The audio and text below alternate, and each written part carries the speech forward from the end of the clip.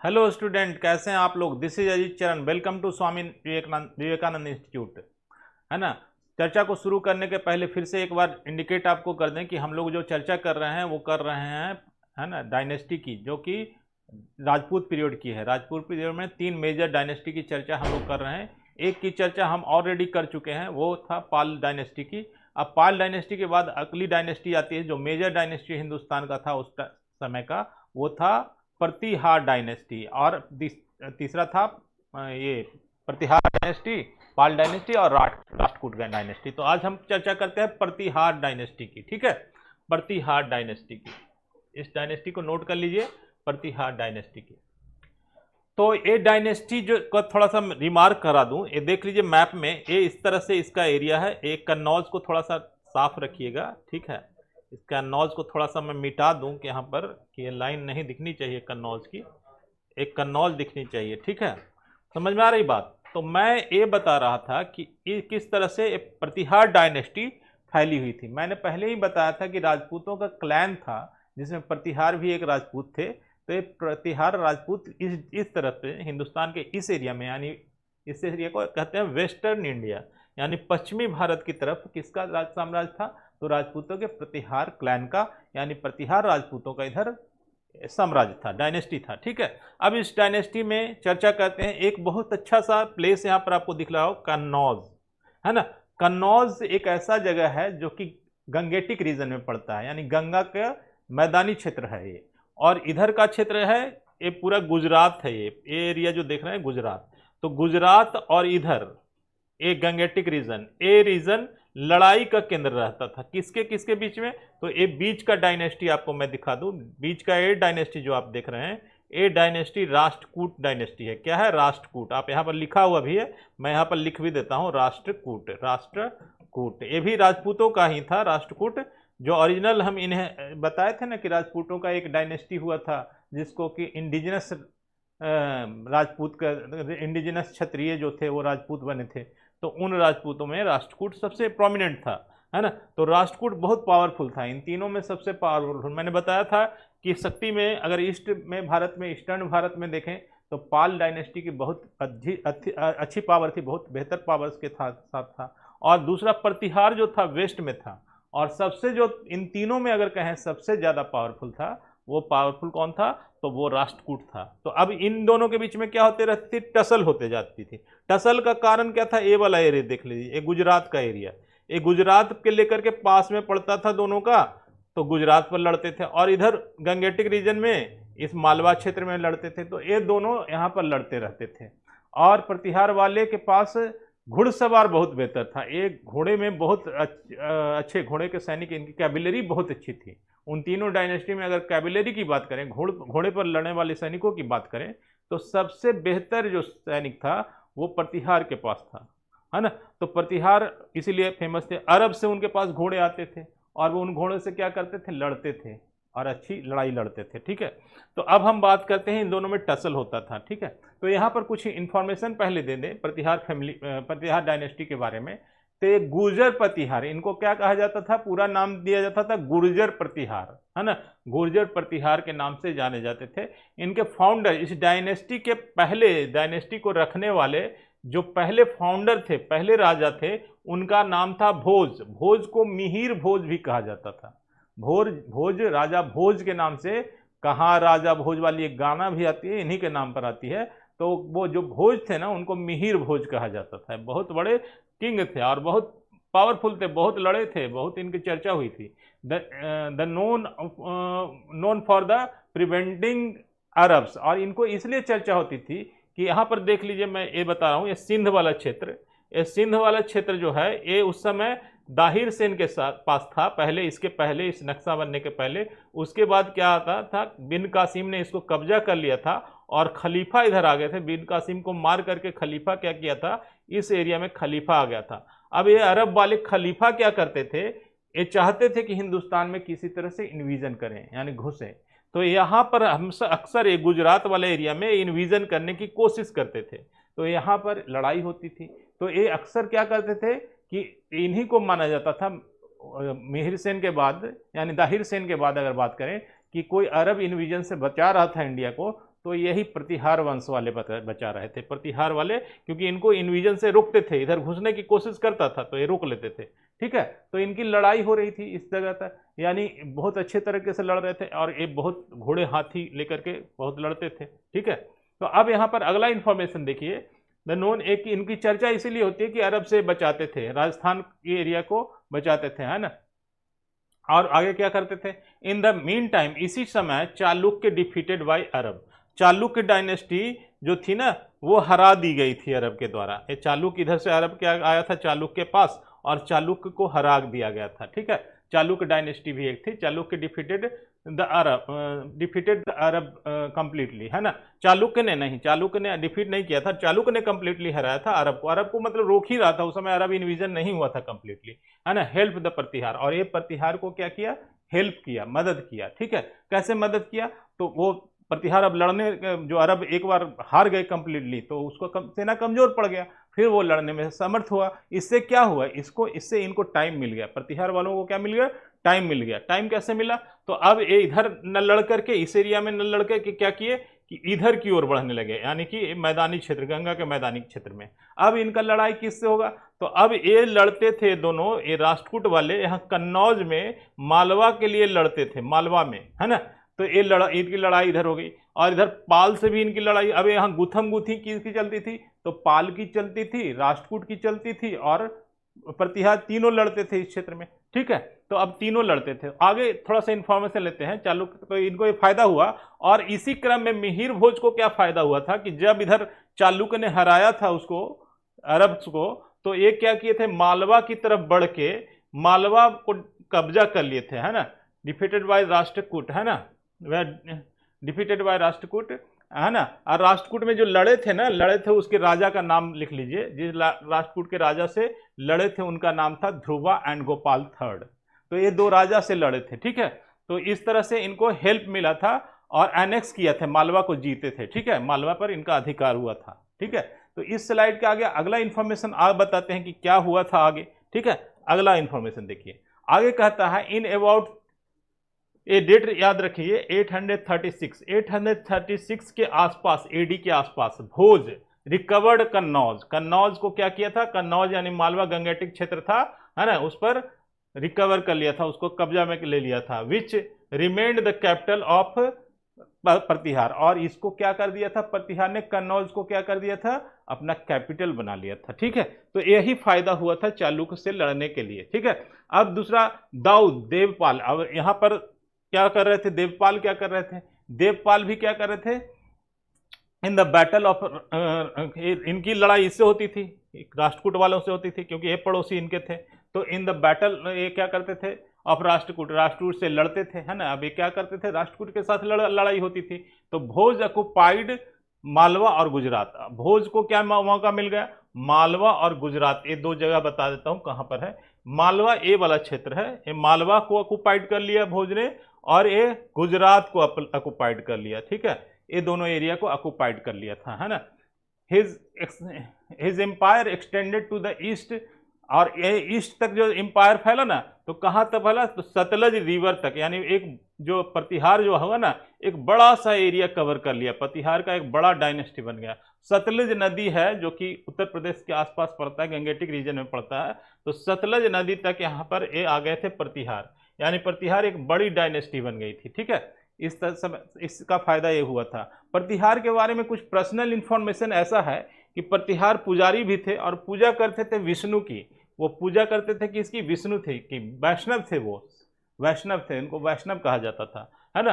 Title उनको दिया गया था, एक टाइटल होता है ना, सम्मान में दिया जाता है, तो अधिवर्षा का टाइटल उनको मिला था, अधिवर्षा, अधिवर्षा, अधिवर्षा कहा जाता था उनको। ठीक है, नेक्स्ट, अधिवर्षा कहाँ लिखा हुआ, तो अधिवर्षा उनको लिखा हुआ, उन्होंने जो क्वाइन चलाया है ना, क्वाइन पर अपना नाम अधिवर्षा के रूप में उन्होंने इंस्क्राइब किया है। ठीक है, तो अपने क्वाइन में, हिज क्वाइन में अधिवर्षा कहा है ना। डेथ हो गई, राजा भोज की डेथ हुई, तो डेथ का डेट याद रखिए। तीन इंपॉर्टेंट चीज आप ध्यान रखिएगा, है ना। ये भोज कहाँ कहाँ कैसे कैसे किए, डेथ उनका इंपॉर्टेंट है।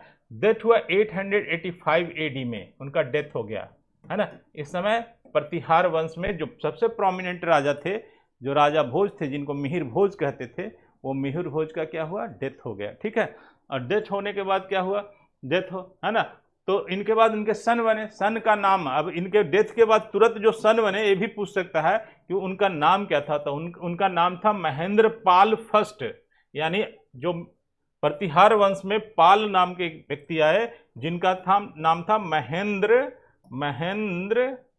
पाल और फर्स्ट लगा दीजिए, महेंद्र पाल फर्स्ट उनके बेटे थे मिहिर भोज के।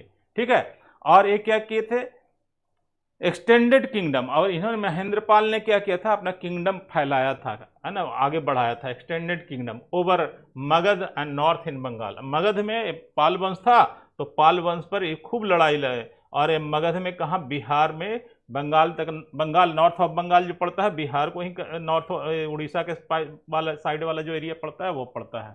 ठीक है, तो और इनकी लड़ाई जो थी किंग ऑफ कश्मीर के साथ भी हुई थी, है ना, और किंग इसी समय चारों तरफ लड़ते थे, इधर भी लड़ते थे प्रतिहार वाले, एक राष्ट्रकूट वाले से भी लड़ते थे, और इधर कश्मीर वाले से भी किंग कुछ होते थे, इनसे लड़ाई, इनका पूरा लंबा चौड़ा एरिया हो गया था। तो किंग ऑफ इनसे जो लड़ते थे ना कश्मीर वाले से, तो इन्होंने कुछ लॉस भी किया था उस समय, जब ये ईस्ट में जीत रहे थे, नदी की तरफ बढ़ रहे थे, सतलज नदी की तरफ और बंगाल की तरफ, तो कुछ लॉस भी इनका हुआ था। वो लॉस क्या था कश्मीर की तरफ से, तो वो लॉस मैं बता देता हूँ कि पंजाब में लॉस जो हुआ था, पंजाब को उन्होंने खो दिया था, है ना, पंजाब का कुछ, है ना, यहाँ पर लिखा हुआ सेडे सम एरिया ऑफ पंजाब, कुछ पंजाब का कुछ एरिया खो दिया था। ठीक है, और बगदाद से आया हुआ जो एक व्यापारी होता था, उस समय मूव करता था, इतिहासकार, व्यापारी, ये सब आते जाते रहते थे, तो बगदाद से एक और आया था, व्यापारी आया था उस समय, और उसका नाम था अल मसूदी। तो अल मसूदी कहाँ आया था, क्वेश्चन आता है कि बगदाद से जब इंडिया आया तो किस डायनेस्टी में आया, कहीं तो किसी जगह पर आया होगा ना, तो वो किस डायनेस्टी में आया था, तो वो आया था इसी डायनेस्टी में, यानी किसका, तो प्रतिहार डायनेस्टी में। और प्रतिहार डायनेस्टी वालों को वो क्या बोलता था, तो अल गुजर बोलता था। अल गुजर क्यों बोलता था, कहता था कि ये बहुत बड़ी सेना वाला डायनेस्टी बन गया है, तो उसको अल गुजर बोलता था। किसको बोलते थे, प्रतिहार किंगडम वालों को अल गुजर कह के कौन बुलाता था, अल मसूदी बुलाता था। अल मसूदी कहाँ के था, तो बगदादी था, बगदाद से आया हुआ एक क्या था, एक व्यापारी कह लें, एक इतिहासकार कह लें, कुछ भी कह लें, वही था। ठीक है, चलिए, तो अब ये सारी जानकारी आपको मिल गई है कि प्रतिहार के बारे में। देखते हैं कुछ और। ठीक है, अब देखते हैं कि कुछ और इनकी चर्चा करते हैं। तो अगली चर्चा होती है कि इनके बारे में, प्रतिहार वाले के बारे में, कि इनकी जो सेना जो थी ना, किंग की जो सेना थी, सैनिक जो थी, इनका 4 डिवीजन था, 4 एरिया में बटा हुआ था। साउथ में क्या करते थे, देखिए साउथर्न वाले एरिया में, साउथ मतलब दक्षिण, तो इनकी दक्षिण वाला एरिया जो होता था वो कहाँ है, दक्षिण में कौन है, यहाँ पर सिर्फ और सिर्फ एक क्या है, राष्ट्रकूट वाला है, इधर तो ये राष्ट्रकूट एरिया है। तो सबसे ज्यादा लड़ाई इनकी कहाँ होती थी, दक्षिण में, राष्ट्रकूट में होती थी। एंड ईस्ट में किससे लड़ते थे, पश्चिम में। तो पश्चिम में कौन लड़ेगा, पश्चिम में सबसे बड़ा साम्राज्य किसका है, तो पश्चिम साम्राज्य है पाल वंश का। तो साउथ में लड़ेगा कौन, साउथ में लड़ेगा राष्ट्रकूट, और ईस्ट में लड़ेगा कौन, ईस्ट में लड़ेगा पाल। तो दोनों में लड़ाई लड़ने के लिए सैनिक लगाएंगे, एक ईस्ट की तरफ सैनिक लगाएंगे, एक साउथ की तरफ सैनिक लगाएंगे। और इनके बारे में कहा जाता है कि इनकी कैविलरी का मतलब होता है घोड़े पर चढ़कर लड़ने वाले सैनिक।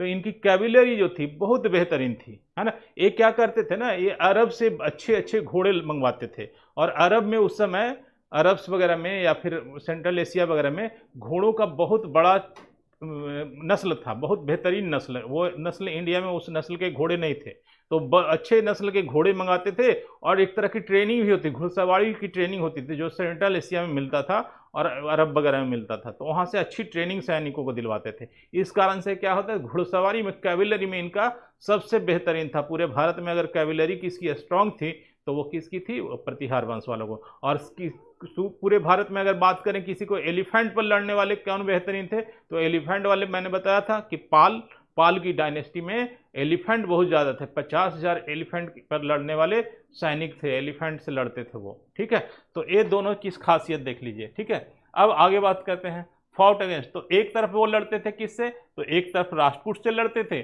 दूसरी तरफ पाल से लड़ते थे, यानी अपनी कैवलरी से, है ना। और ये इंपोर्टेड, मैंने चर्चा कर दिया क्या कि इंपोर्ट करते थे, हॉर्स इंपोर्ट करते थे कहाँ से, तो सेंट्रल एशिया वगैरह से अच्छे नस्ल के घोड़े लाते थे। ठीक है, राष्ट्रकूट किंग की अगर बात करें तो राष्ट्रकूट किंग में किंग एक नाम आता है राष्ट्रकूट, यानी इस वंश में एक राजा आता है जिसका नाम है इंदिरा थर्ड। इंदिरा थर्ड का नाम याद रखिएगा, राष्ट्रकूट में इंदिरा थर्ड, मैं यहाँ पर लिख देता हूँ INDRA, Indira third. Indira third का नाम कर देता हूँ, इंदिरा थर्ड अटैक्ड और कन्नौज, एक कन्नौज इनके हिस्से में आ गया था ना, ये तो कब्जा कर लिए थे और कन्नौज पर अटैक किया। अटैक फिर से, क्योंकि लड़ाई होगी यहाँ पर, दोनों राजा रहेगा तो लड़ेगा, तो कन्नौज पर क्या हुआ, डिस्ट्रॉय कर दिया, पूरा शहर को तबाह कर दिया था। कौन कर दिया था, तो इंदिरा थर्ड, ध्यान रखिएगा, राष्ट्रकूट का इंदिरा थर्ड क्या किया था, उसमें प्रतिहार के कन्नौज शहर पर अटैक करके पूरे शहर को तबाह कर दिया था। ठीक है, अब फिर क्या हुआ था, अब आगे क्या हुआ था, destroy the city and the Pratihara then lost the Gujarat, और इसी लड़ाई में क्या हुआ था,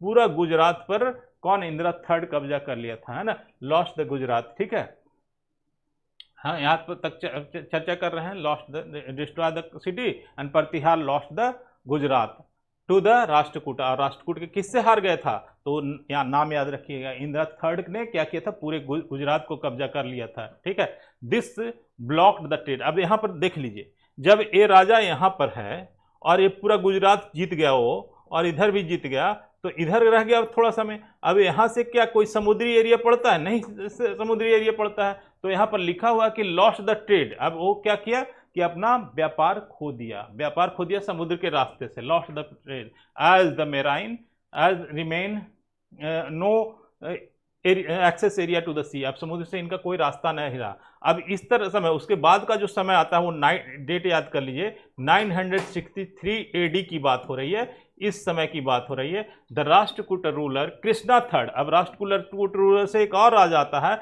जिसका नाम है कृष्णा, KRISHNA, कृष्णा, और इसमें थर्ड लगा दीजिएगा, कृष्णा थर्ड, है ना, इन्वेडेड नॉर्थ। अब इन्होंने मौका देखा कि अब तो एकदम सिमट के रह गया है, पूरा जो प्रतिहार है जो पूरा सिमट के रह गया, तो अब नॉर्थ पर इसने पूरे ताकत के साथ हमला कर दिया, invaded north India and defeated Pratihara. और पूरे प्रतिहार डायनेस्टी पर किसका कब्जा हो गया, पूरे प्रतिहार डायनेस्टी पर। यानी डेट याद रखिए कहाँ किधर बढ़ रहे हैं हम लोग, यानी कि 963 यानी 1000 ईयर्स की तरफ हम लोग बढ़ रहे हैं। तो 1000 ईयर आते आते क्या हुआ, हाफ अभी 1000 पहुंचे नहीं है, 45 साल और बाकी है। तो 1000 ईयर तक जाते जाते क्या हुआ कि पूरा राष्ट्रकूट ने डिफीट कर दिया प्रतिहार का, and Pratihara then did not last long. अब ये ज़्यादा दिन चला नहीं, and soon the empire dissolve, और इस तरह से पूरा एम्पायर प्रतिहार खत्म हो गया। ठीक है, अब प्रतिहार खत्म हुआ, इसके बाद चलते हैं अगला एक और वंश आता है जिसको कहते हैं राष्ट्रकूट डायनेस्टी। तो उसके बारे में चर्चा करते हैं। ये डायनेस्टी बहुत इंपॉर्टेंट है क्योंकि इस डायनेस्टी से बहुत सारे इंफॉर्मेशन आपको मिलेंगे।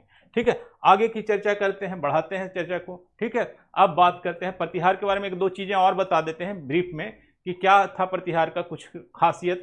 प्रतिहार ने क्या किया था, पैट्रोनाइज किया था आर्ट एंड कल्चर को। इनको आर्ट एंड कल्चर बहुत ज़्यादा अच्छा लगता था, इसलिए इसको बढ़ाते थे। देखिए मंदिर बनाए थे उन्होंने, ये कन्नौज में मंदिर है जो बना हुआ है प्रतिहार वालों का, देखिए कितना बढ़िया से, कितना खूबसूरत सा मंदिर, ये शंकर भगवान का मंदिर है। ठीक है, तो कितना अच्छा मंदिर बनाया था। ठीक है, दे रिनाउंड संस्कृत पोएट, और इसी समय संस्कृत का भी बढ़ावा दे रहे थे। और इस संस्कृत के एक कवि जिनका नाम आता है, ड्रामा से थे, यानी ड्रामा लिखने वाले और कविता लिखने वाले संस्कृत के एक कवि थे, उनका नाम मैं बताता हूँ। उनका नाम था राजशेखर। राजशेखर को अपने कोर्ट में रखते थे, यानी अपने राज दरबार में राजशेखर को रखते थे। वो संस्कृत के कवि थे, संस्कृत में कविताएं लिखते थे, यानी श्लोक लिखते थे, है ना, और क्या करते थे, कोर्ट में पोएट की तरह रहते थे और ये सारी काम करते थे। तो इनको संरक्षण देते थे, है ना। महिपाल उस समय कौन थे, इसके महिपाल जो थे ना, महिपाल के समय ऐसा होता था, यानी भोज के बाद महिपाल जब थे तो महिपाल के समय में क्या होता था, संरक्षण मिलता था, संस्कृत वगैरह था। मेनी स्कॉलर वेंट टू अरब, और जब एक खत्म हो गया, डिजोल्व हो गया, पूरा प्रतिहार खत्म हो गया, तब ये स्कॉलर्स कहाँ चले गए, ये स्कॉलर्स कहाँ चले गए, सारे स्कॉलर्स कहाँ चले गए, अरब चले गए, इंडिया से अरब। अरब में जाकर के स्कॉलर क्या करने लगे, तो मेडिसिन और साइंस की ट्रेनिंग वहाँ के लोगों को देने लगे। ये मेडिसिन में बहुत अच्छे थे, साइंस में बहुत अच्छे थे, तो सारे स्कॉलर्स कहाँ चले गए, मेडिसिन और साइंस के लिए अरब, इधर चले गए अरब, क्योंकि अरब वाला ही एरिया पड़ता है ना पास में, तो यहाँ से इधर मूव कर गए। ठीक है, प्रतिहार बिल्ट मेनी टेम्पल, और प्रतिहार ने उस समय बहुत सारे टेम्पल बनाया था, and buildings, but the temple built at Kannauj, एक कन्नौज का एक टेम्पल है, वो देखिए कितना खूबसूरत सा टेम्पल बना है, आज भी लग रहा है कि नई टेम्पल बनी हुई है। ठीक है, तो ये बात कर रहे हैं कि प्रतिहार के खासियत था इस डायनेस्टी का। अब आगे बढ़ते हैं, अगला बात करते हैं राष्ट्रकूट के बारे में। राष्ट्रकूट मैंने बताया कि ये राष्ट्रकूट बहुत ही शक्तिशाली डायनेस्टी था। मैंने बताया कि राष्ट्रकूट में ये पूरा जो नॉर्थ इंडिया दक्कन जो प्लेट्यू है ना, उसमें फैला हुआ एक बड़ा सा साम्राज्य था, है ना, रूल्ड इन द दक्कन, यहाँ पर लिखा हुआ है कि दक्कन का पठार में इनका रूल हो रहा था। फाउंडेड बाय दंती दुर्गा। अब ये इंपॉर्टेंट एक क्वेश्चन हो जाता है कि किसने इसका नींव रखा था, यानी कौन शुरू किया था इस राष्ट्रकूट डायनेस्टी को। यहाँ पर नाम लिख लेते हैं लंबा सा, दंती दुर्गा, है ना, याद रखिएगा ये नाम, है ना, दंती दुर्गा, मिहिर भोज और गोपाल। मैंने 3 नाम की चर्चा की है। तो गोपाल कौन थे, तो पाल वंश के डायनेस्टी के नींव डालने वाले। और ये मिहिर भोज कौन थे, तो मिहिर भोज थे ये प्रतिहार वंश के डायनेस्टी के डालने वाले। और एक दंती दुर्गा कौन थे, तो दंती दुर्गा राष्ट्रकूट वाले। तो अब इस वाले सेक्शन की बात कर रहे हैं राष्ट्रकूट वाले में, है ना। यहाँ पर मान्यखेत देखिएगा, एक जगह है मान्यखेत, उसकी चर्चा आएगी। ठीक है, तो मान्यखेत देखिए आएंगे। मान्यखेत और मंडखेत में मलखेत भी कहा जाता था उस समय, है ना, मालवा की ओर पड़ता था। Also with the eastern Chalukya, और ये ईस्टर्न चालुक्य यहाँ था। तो चाणक्य ईस्टर्न चालुक्य सटे हुए एरिया था। ईस्टर्न चालुक्य की ईस्टर्न चालुक्य 3 हिस्से में बटा हुआ था। एक था बादामी का चालुक्य, एक ईस्टर्न चालुक्य, एक चालुक्य ऑफ बेंगी कहा जाता था, है ना। तो चालुक्य वंश 3 हिस्से में शासन कर रहा था, है ना। द पल्लव, उसी समय उसी टाइम में उसी एरिया में नीचे में पल्लव जो कि एक डायनेस्टी थी, कांचीपुरम वहाँ का उस समय कैपिटल था उनका, तो कांचीपुरम पल्लव था। ये सब उसी समय था। Of the Madurai rich plunder, और ये क्या करता था, पूरा का पूरा प्रतिहार के पास संपदा कैसे आई थी, तो ये जितने भी नाम बता रहे हैं, चालुक्य, पल्लव, है ना, पांडे, ये क्या करता था, सबके साथ लड़ते रहता था, है ना। इधर प्रतिहार से भी लड़ता था, छोटे छोटे राज्यों से लड़ता था, और इसका काम क्या करता, प्लंडर करता था। प्लंडर का मतलब होता है कि लूट लेना। तो ये क्या करता था, कहाँ पर लिखा प्लंडर, 1 मिनट, प्लंडर का मतलब होता है लूट लेना। तो मैं बता दूं एक करता क्या था, तो लड़ता था और लूट लेता था। तो इसीलिए क्या हुआ कि ये इसके पास बहुत सारी लूटी ही संपत्ति हो गया, है ना। Constant struggle with the Pratihara getting, है ना, गुजरात मालवा। ठीक है, तो एक हो गया, है ना, विद प्लंडर, और प्लंडर से क्या बनाता था, एक संपत्ति बनाता था। अगली बात करते हैं, आगे बढ़ते हैं। Pratihara getting religious of the Gujarat, आगे की पता। हाँ, तो चालुक्य वेयर वेंगी, और इस सब के साथ लड़ता था, यही कहने का मतलब था कि लड़ता था और खूब प्लंडर करता था, और इससे संपत्ति बहुत ज़्यादा रखे हुए था। अब अगला बात आता है गोविंद थर्ड, ये नाम याद रख लीजिए, GOVINDA, गोविंदा थर्ड लगा दीजिएगा, गोविंदा थर्ड। इसका टाइम भी याद रखिएगा, है ना, टाइम है 793 AD, है ना, ये टाइम इंपॉर्टेंट है, से लेकर के इनका टाइम जो था, ये टाइम मैं यहाँ हाईलाइट कर देता हूँ, 793 से लेकर के 814 का ये था गोविंदा थर्ड का टाइम। गोविंदा थर्ड की चर्चा आज हो रही है।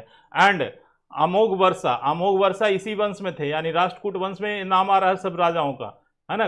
मैंने एक दंती दुर्गा की बात की, दूसरी गोविंदा थर्ड की बात की, तीसरी अमोघ वर्षा की बात की, और इन तीनों का टाइम मैंने बता रहा हूँ। तीनों का टाइम क्या है, 814 से लेकर के 878 तक कौन रहा, तो ये अमोघ वर्षा रहे। तो ये सब टाइम इंपॉर्टेंट है, क्योंकि इतिहास में पूछ सकता है, मेजर क्वेश्चन हो सकता है। वेयर द इंपॉर्टेंट रूलर, इसके इंपॉर्टेंट रूल थे। इसमें गोविंद थर्ड की बात आती है। गोविंद थर्ड का कहा था अग्रेशन, इसका गुस्सा, बहुत गुस्सैल शासक था। गोविंद थर्ड क्या था, एग्रेशन पैदा कर देता था। जैसे कैसे करता सिकंदर करता था, वैसे ही क्या करता था, ये एग्रेशन के साथ आता था, है ना, एग्रेशन एंड टेरिफाइड, है ना। केरला पुत्र, है ना, केरला पुत्र उस समय कोई शासक थे, डायनेस्टी थी केरल की तरफ। पांडवाज थे, वे भी डायनेस्टी था। पल्लव भी डायनेस्टी था। गंगा भी उस समय डायनेस्टी था एक, और चोला भी डायनेस्टी था। तो ये क्या करते थे, ये जो था ना गोविंदा थर्ड बहुत गुस्से में आक्रमण करता था, खूब लूटपाट करता था। तो इससे क्या था, सब डरा हुआ रहता था, इससे टेरिफाइड हो गया था। ठीक है, एंड श्रीलंका पर भी हमला करता था, एंड कैप्चर्ड, है ना, और वहां से जो राजा को कैप्चर करता था ना, वहां से लूटपाट करके लाता था, और वहाँ से जो जिस राजा को कैद करके लाता था ना, उसको हालापुर जगह पड़ता है, यहीं इसी में हालापुर जेल पड़ता है, तो उस जेल में ला करके उस राजा को डाल देता था, due to his negligence over the certain matters. कुछ भी गलती अगर कोई राजा इसमें से करे ना, कुछ भी गलती करे, तो ये क्या करता था गोविंदा, सीधा अटैक करता था। अटैक करके क्या करता था, उसको पूरा लूटपाट करता था, और उसको खासकर श्रीलंका वालों को या किसी भी राजा को अपने जेल में, जेल का नाम याद रखिएगा, हालापुर, हालापुर में लाके डाल देता था, हालापुर में लाके डाल देता था। एंड है ना, इसके बाद क्या हुआ, इस तरह से वो टेरिफाइड होता था, उससे डरता था सब, है ना। Promise due to the negligence of, छोटा सा मैटर पर कर ले, earlier Govinda third defeated Nagabhata of Kannauj, Nagabhata को डिफीट किया, एंड ऑल्सो नागभट्ट जो इसके प्रतिहार के नागभट्ट थे और मालवा जो चला रहे थे, इसको जीत लिया इसने। यानी कि पूरा का पूरा किसके हाथ में चला गया, पूरा का पूरा चल गया राष्ट्रकूट वालों के हाथ में। ठीक है, अब आगे की चर्चा करते हैं इसके बारे में, इस वंश के बारे में। ठीक है, ये देखिए एक टेम्पल है जिसको राष्ट्रकूट वालों ने बनाया है। ठीक है, कितनी खूबसूरत सा टेम्पल है ना, है ना। इनको क्या करते थे, अमोघ वर्षा, इसी में एक राजा थे, किंग थे, यानी किसमें, तो राष्ट्रकूट डायनेस्टी में, जिनका नाम था अमोघ वर्षा। अमोघ वर्षा क्या करते थे, तो लिटरेचर, आर्ट एंड रिलीजन, इस चीज़ों में इनको बहुत ज़्यादा इंटरेस्ट था, है ना, अमोघ वर्षा को। और ये क्या करते थे, he authored the first Kannada work में पहला, कन्नड़ की भाषा में बुक निकाला, वर्क ऑन द पोएट्रीज, कविता पर, कन्नड़ में कविता पहली बार किसने लिखी थी, तो इसी ने, अमोघ वर्षा ने लिखी थी ना। इसको कविराज्यम के नाम से वहाँ पर बोला जाता, कविराज्यम। ठीक है, ही बिल्ट मेनी टेम्पल्स, और कई टेम्पल्स इन्होंने बनाया। कौन ने, अमोघ वर्षा ने। यहाँ पर मैं नाम लिख देता हूँ, अमोघ वर्षा, AMOGHAVARSHA, अमोघ वर्षा। अमोघ वर्षा एक कर रहे थे, टेम्पल वगैरह। मान्य खेत, जो ये जगह देख रहे हैं, मान्य खेत ऑन, मान्य खेत में सम रिवेलियंस, मतलब जो विद्रोह करते थे ना, उसको मान्य खेत में लाते थे, मतलब रिवेलियन से लड़ते थे, मतलब लड़ाई करते थे। और क्या था, Amoghavarsha, and they could not hardly be continued, लेकिन इनका शत्रु आ गया कहाँ, मान्य खेत में आ गया, और इनके बाद ये ज़्यादा दिन कंटिन्यू नहीं कर पाए। आफ्टर द डेथ ऑफ अमोघ वर्षा को ये सब ने मिलकर के मार दिया, सारे रिवेलियन ने, विद्रोहियों ने आकर के इनको मार दिया। हिज ग्रैंडसन, उनके बेटे, यानी अमोघ वर्षा के 30 पोते जो हुए ना, बेटे, ग्रैंडसन पोते को कहा जाता है। तो अमोघ वर्षा के जो पोते हुए, उनका नाम था इंदिरा थर्ड, ये नाम ध्यान रखिएगा, इंदिरा थर्ड की बात कर रहा हूँ। तो इंदिरा थर्ड हु रूल्ड, और इंदिरा थर्ड का टाइम भी मैं बता दूं, इंदिरा थर्ड का टाइम क्या हुआ, तो ये टाइम ध्यान रखिएगा, यानी मैं सारे राजाओं का मैंने इसमें टाइम बताया है ना। तो इस टाइम को याद रखिएगा, 915 से लेकर के 927 तक। तो ये टाइम तक कौन रहे, इंदिरा थर्ड रहे। किन की हत्या के बाद, तो अमोघ वर्षा की हत्या के बाद। अमोघ वर्षा को किसने मारा, तो रिवेलियंस ने मारी। रिवेलियंस ने कहाँ मारा, तो मैं मान्य खेत में मारा। ठीक है, तो इस तरह से उनकी डेथ जब हुई, तो फिर कहाँ चले गए, इंदिरा थर्ड बन गया, हु रूल्ड। उनका टाइम क्या रहा था इंदिरा थर्ड का, तो 915 से लेकर 927 तक। ये सब इंपॉर्टेंट चीज़ है।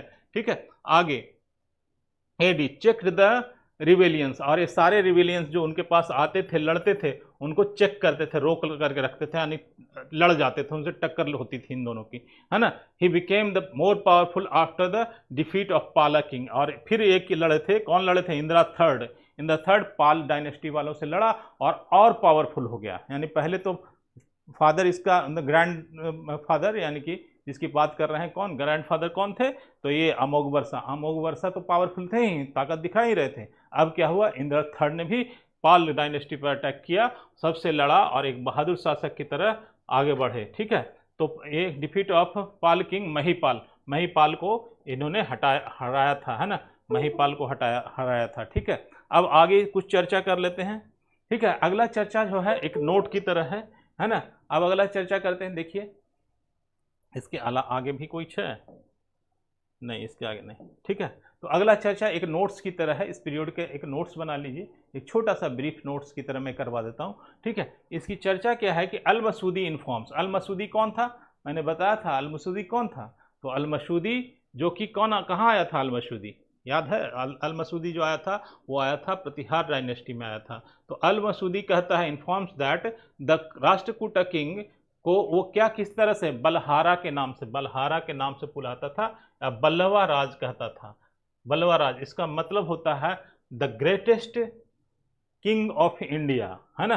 तो अल मसूदी ने इनको राष्ट्रकूट वालों को क्या कहा, बल्लवा राज कहा, यानी बलहारा कहा। And many Indian kings accepted his suzerainty. Suzerainty मतलब गुलामी हो जाता है, पराधीनता होती है स्विजनिटी, यानी कि स्विजनिटी एक्सेप्ट किया। किसका स्विजनिटी एक्सेप्ट किया? क्योंकि राष्ट्रकूट सब जगह जीत गया। उधर प्रतिहार को हरा दिया, इधर पाल को हरा दिया, और जितने रिवेलियंस थे उसको हराया, है ना। और सब जगह जाकर के इंदिरा थर्ड ने हर जगह कब्जा कर लिया। अब क्या हुआ, स्यूजनिटी यानी गुलामी सबने, अधीनता सबने स्वीकार कर ली। तो कृष्णा थर्ड की बात अब आ रही है ना। Krishna third who ruled. अब कृष्णा थर्ड कौन हुआ, तो हमने क्या बताया, तो अभी हमने बताया था कि इनके बेटे जो हुए, इसके बेटे, यानी अब कृष्णा थर्ड की बात आती है। तो लिख लीजिए Krishna third who ruled from, Krishna third का टाइम जो आता है वो लिख लीजिए 934 से लेकर के 963 तक आता है। ये टाइम कृष्णा थर्ड का था, है ना। Krishna third was the last important Rashtrakuta king. ये सबसे ज़्यादा इम्पॉर्टेंट राष्ट्रकूट अगर कोई तीसरा था तो लास्ट का, अंतिम का, तो वो है कृष्णा थर्ड। ठीक है, यहाँ तक समझ में आ गई। ठीक है, आगे बात करते हैं। He was in the struggle against the Paramars, है ना। परमार जो राजपूत थे उनके अगेंस्ट। परमार कौन थे, तो परमार उसी डायनेस्टी में, राजपूतों की डायनेस्टी में परमार डायनेस्टी वाले थे, उनसे फाइट किया। और मालवा से फाइट किया। चालुक्य ऑफ बेंग, यानी इस साइड में मैंने जो नक्शा में दिखाया था चालुक्य से, तो इनसे फाइट किया।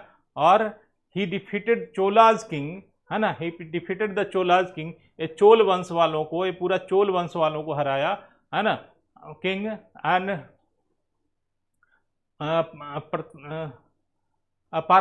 परांतका फर्स्ट नाम है, परांतका फर्स्ट इन 949, परांतका फर्स्ट इन 949 की बात आती है, उसको भी हराया। And conquered the northern region of Chola, और ये नॉर्थर्न रीजन चोला का था, जो दक्षिण एरिया था, नॉर्थर्न रीजन जो था, देखिए सीधा डायनेस्टी ऐसे बन गया। नॉर्थर्न रीजन ऑफ चोला को कंकर्ड किया, conquered the northern region of Chola empire. He said to have installed a pillar of victory at Rameswaram, और यहीं पर एक उन्होंने पिलर, बड़ा सा पिलर बनाया, जिसका नाम दिया पिलर ऑफ विक्ट्री। सेतुवाद रामेश्वर जहाँ है वहाँ पर राष्ट्रकूट वालों ने क्या बनाया, एक पिलर बनाया। उस पिलर का नाम क्या दिया, है ना, पिलर ऑफ विक्ट्री। ठीक है। His successor were very weak, लेकिन बाद में क्या हुआ, पूरे राष्ट्रकूट इतना शक्तिशाली तो बन गया, लेकिन बाद में इसके सक्सेसर जो आया क्या हुआ, वो वीक हो गया, WEAK, वीक हो गया। वीक हुआ यानी कमजोर हो गया, very weak. And the Rashtrakuta capital was sacked and burned, और इस राष्ट्रकूट पूरे, क्योंकि इतना अत्याचार किया था कि इसको क्या किया गया, सैक्ड कर लिया। सैक्ड मतलब पूरा कब्जा कर लेना, और बर्न्ड इन, जला दिया गया, पूरा डायनेस्टी को जला दिया गया। याद रखिएगा डेट, 972 AD में राष्ट्रकूट को क्या किया, बर्न कर दिया गया, जला दिया गया पूरे डायनेस्टी। ठीक है, तो ये पूरा राष्ट्र इस तरह से खत्म हुआ। ठीक है, तो चर्चा हो गई कि कैसे कैसे ये राष्ट्रकूट का था। इसमें 2-3 चर्चाएं होती है स्टूडेंट। पहली तो मैंने पूरी व्यवस्था चर्चा कर दी कि कैसे कैसे वंश था, क्या क्या शत्रु था, पॉलिटिकल स्थिति क्या थी, इन चीज़ों की चर्चा कर दी। दूसरा चीज़ होता है कि उस समय इसका पॉलिसी क्या था, यानी किस तरह से सिस्टम था, यानी साइंस कैसा था, टेक्नोलॉजी कैसी थी, चीज़ें कैसे, यानी मैनेजमेंट कैसा था। तीसरा सेक्शन एक होता है एग्रीगेशन, कि एग्रीगेशन मतलब होता है कि एग्रीकल्चर, क्योंकि पैरेलल चीज़ें चलती है हर डायनेस्टी में। एग्रीकल्चर एक बहुत ज़्यादा बड़ा, उस समय तो एग्रीकल्चर ही होता था, क्योंकि ज़्यादातर जो काम होती थी वो किस चीज़ से होती थी, एग्रीकल्चर से होता था। एग्रीकल्चर से ही प्रोडक्शन का एक बड़ा सा सेंटर था, जहाँ से तरह तरह के फूड होते थे, व्यापार होते थे, तो वो एक बड़ा सा हिस्सा रह जाता है, उसकी भी चर्चा होती है। तो धीरे धीरे सारी चर्चा करेंगे। पहले हम सिस्टम को समझते चलते हैं, बहुत सारे नोट्स बनाएंगे, बहुत सारी चीज़ें आपको देंगे। तो thank you very much for watching, बस फिर मिलते हैं अगले कुछ डिस्कशन के साथ। Thank you very much.